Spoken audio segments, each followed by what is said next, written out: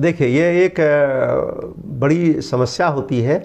जो बच्चे हिंदी और अंग्रेजी दोनों लैंग्वेज बढ़िया से नहीं जानते हैं, तो उनके शिक्षण के लिए, उनको पढ़ाने के लिए आपको एक्टिविटी मेथड मेन लेना पड़ेगा।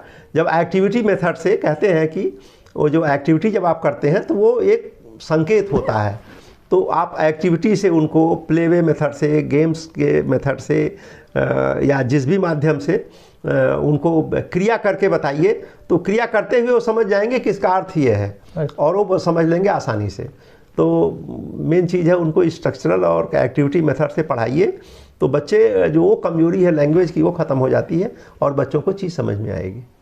एक्चुअली इस क्वेश्चन को पीछे मतलब पूछने के पीछे मेन रीज़न क्या था, ये समझाना था आप लोगों को। जैसे एक कैंडिडेट है, वो बाई चांस उड़ीसा पोस्टिंग जाता है, उड़ीसा पोस्टिंग जाने के बाद फर्स्ट क्लास उनको पढ़ाने के लिए मिलती है और फर्स्ट क्लास में बच्चा जो आ रहा है वो सिर्फ उड़िया लैंग्वेज जानता है, वो हिंदी नहीं जानता, इंग्लिश नहीं जानता। आपने उसको पढ़ाना है और समझाना है और अपनी बात को कन्वे करना है, और इसी चीज़ को माइंड में रखते हुए जो आपका इंटरव्यू होता है, तो वो आपसे देखना चाहते हैं कि आप अपने हाव भाव से, अपनी एक्टिविटी से कैसे बच्चों को समझा पा रहे हैं अपनी बात को। हाँ बिल्कुल, एक्टिविटी मेथड जब आप लेंगे तो ये सब चीज़ें जो हैं उसमें छुप जाएंगी। और जैसे बात, आपको एक बच्चे को एप्पल पढ़ाना है, तो एप्पल का अगर आप उसको फिगर दिखा देंगे तो वो समझ जाएगा, अपने लैंग्वेज में समझेगा और समझेगा कि इसको एप्पल कहते हैं। तो आपको बताने की ज़बरदस्ती ज़रूरत नहीं पड़ेगी। सर एक क्वेश्चन है मेरा, इमोशनल ब्रस्ट आउट से है, क्योंकि किसी ने पूछा है मेरे से।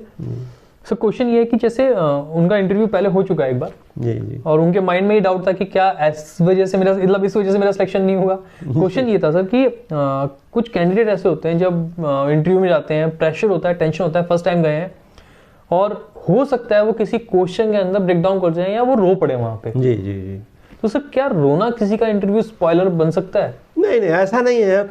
देखिए, रोना वहाँ पे तो जनरली नहीं होना चाहिए, लेकिन मान लीजिए कि आप जो बोर्ड मेंबर्स हैं या कोई ऐसा प्रश्न आपसे करते हैं, जैसे मान लीजिए फैमिली रिलेटेड आपसे प्रश्न पूछते हैं, आपके पिताजी क्या करते हैं, और बाई चांस आपके पिताजी अगर नहीं है तो उस वक्त कैंडिडेट सेंटिमेंटल होकर रो पड़ता है, तो ये पॉजिटिव जाता है, बल्कि कैंडिडेट को बल्कि समझाते भी हैं कि नहीं सॉरी, ऐसा प्रश्न हमको नहीं पूछना चाहिए था।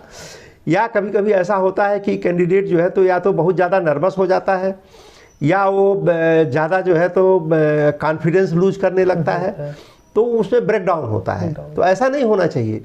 और बाकी चीज़, अगर सब्जेक्ट नॉलेज नहीं है और बार बार प्रश्न आपका गलत होता है और आप रोते हैं, तो फिर तो उसका कोई इलाज नहीं है। तो लेकिन कोई रोना ऐसी बुरी चीज़ नहीं है, आप उसको वहाँ से जल्दी से निकल करके और फिर तुरंत तैयार कीजिए, इंटरव्यू बढ़िया होगा।